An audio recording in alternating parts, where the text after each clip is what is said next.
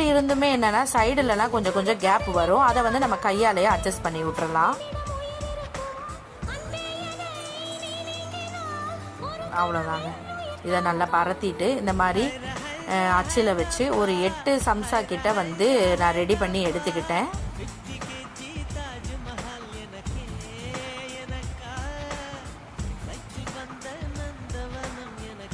அவ்வளோதான், ஸ்டஃபிங்லாம் பண்ணி வச்சிடலாம்.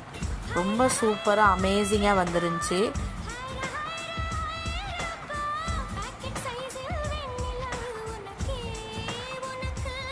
இங்கே பார்த்தீங்களா, எடுக்கும் போது இந்த மாதிரி குட்டி குட்டி ஹோல் வரும். அதை நம்ம கையாலே அட்ஜஸ்ட் பண்ணிக்கலாம்.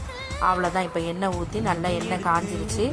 சம்சாவை வந்து நான் போட்டு எடுத்துக்கிறேன். இங்கே பாருங்கள், குட்டி ஹோல் வந்திருக்கு. அதை வந்து கையாலே அட்ஜஸ்ட் பண்ணிட்டேன்.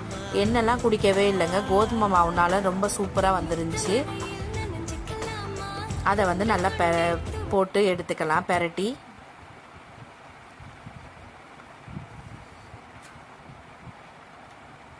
அவ்வளோதாங்க. சூப்பராக ஒரு கப்பு டீ இருந்துச்சுன்னா இந்த சம்சாக்கு ரொம்ப சூப்பராக இருக்குங்க.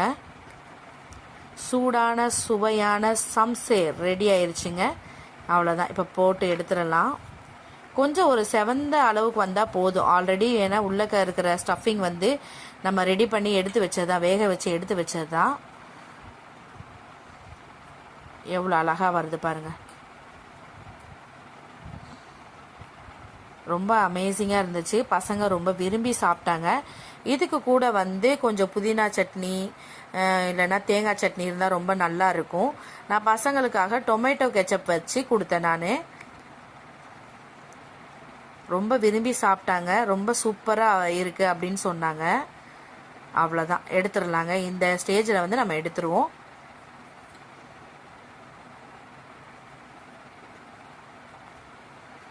எண்ணெய்லாம் குடிக்கவே இல்லைங்க சம்சாவில் வந்துட்டு. ஏன்னா கோதுமை மாவு தான் நம்ம யூஸ் பண்ணோம். எண்ணெய் குடிக்கவே இல்லை அந்த அளவுக்கு. அவ்வளோதான், எடுத்தாச்சு. மிச்சம் இருக்கிறத நான் போட்டு எடுத்துக்கிறேன் நான் அப்புறமா.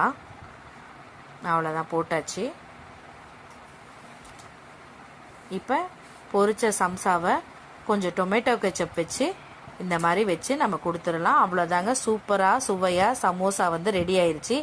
இப்போ இன்றைக்கி இந்த வீடியோ உங்களுக்குலாம் பிடிச்சிருக்கா? நான் என்னுடைய பிரியாணி வீடியோ எல்லாமே பிடிச்சிருந்தா என்னுடைய சேனலை மறக்காமல் உங்களுடைய ஃப்ரெண்ட்ஸுங்களுக்கும் ஷேர் பண்ணுங்கள். வாழை இலை விருந்து எப்படி